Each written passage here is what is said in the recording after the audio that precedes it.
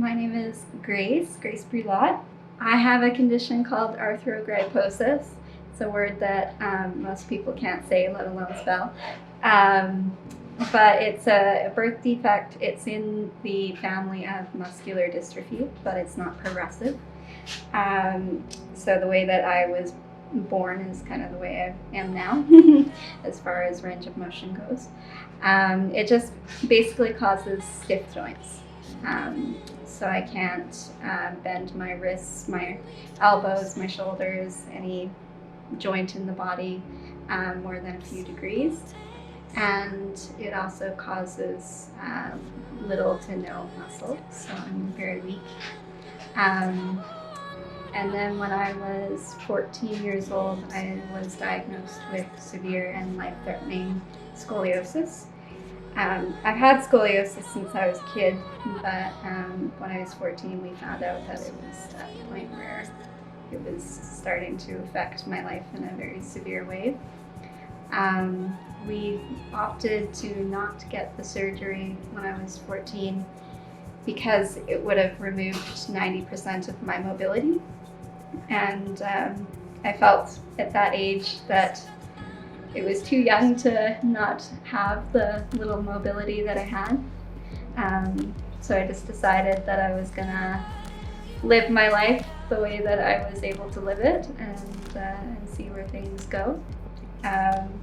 So scoliosis causes a lot of chronic pain and a lot of other issues in my life, but work through it. Every day is kind of waking up and going, ooh, how am I going to be today? How am I going to get through my day? Let me just do it. I require pretty much 14 hours worth of care a day, sometimes more, because I can do very little on my own. So basically all my hygiene care, anything that requires me to pick stuff up or basically function at all requires help from someone else. So for a while it was my mom was my sole caregiver, which she's a rock star. And then I got funding from the government to be able to have caregivers, which was amazing. And that allowed me to move out and live independently, which is a huge step. For someone with my functionality, living independently is kind of a dream that doesn't often become a reality. So I consider myself very blessed to be able to be out on my own. But I love it. It comes with its set of challenges, of course, but I think everybody faces that when they move out. And yeah, we just work through it. With your condition and your joints, is that painful at all? As far as the only time that my joints become painful is if I stretch them past their range of motion limit, which happens a lot. If it's just me putting on a jacket and I twist my arm back too far or something like that, then I can easily dislocate a shoulder or pop out a joint or tear a muscle.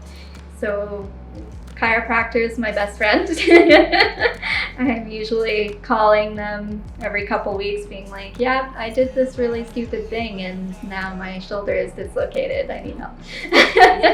And they help me put it back in and life is good again. But yeah, as far as chronic pain, I think all of it comes from the scoliosis, because scoliosis is progressive. Typically, the scoliosis curve will deteriorate a degree a year.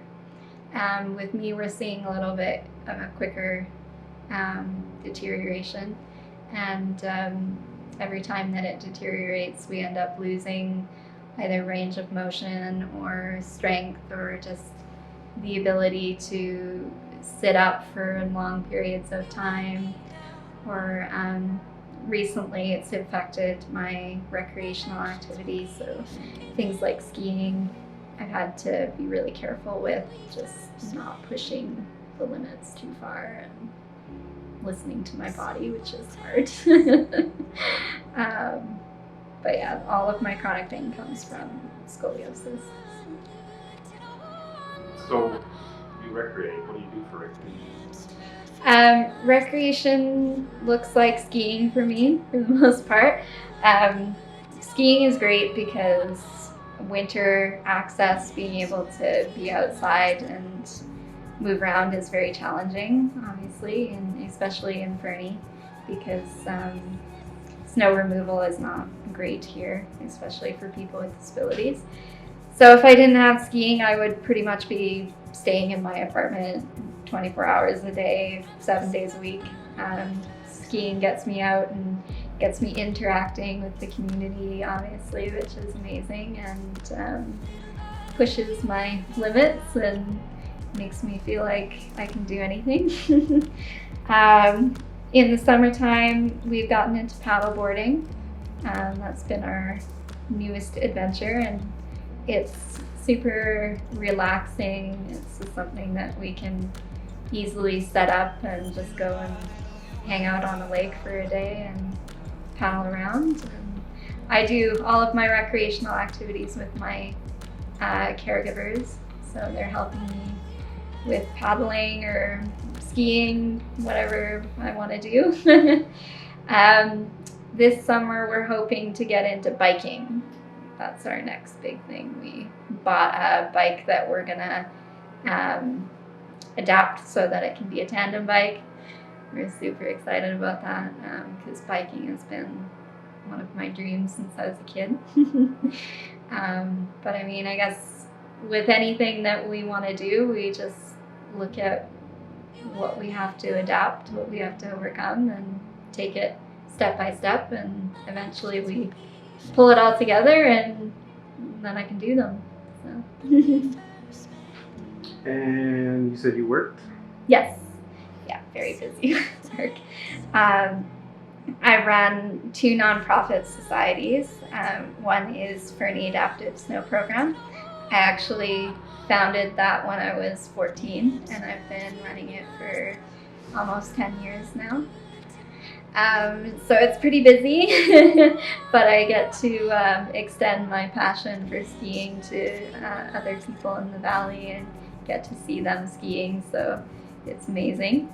And then just recently this summer, we founded the Gracie Lou Foundation, which is just really about removing access barriers to inclusion. So we just did a really big project in the summer where we built ramps for businesses in downtown Fernie. We made 15 businesses accessible with portable ramps. So that's our bigger project, and we're working on some other ones. And then besides that, I am the manager for hospice at the hospital. So that is usually just administration work and planning events and things like that. And it just recently became an end-of-life companion, so I'm looking forward to being able to join people on their journeys and be with them. So it's another part of my job that I love, but I keep busy.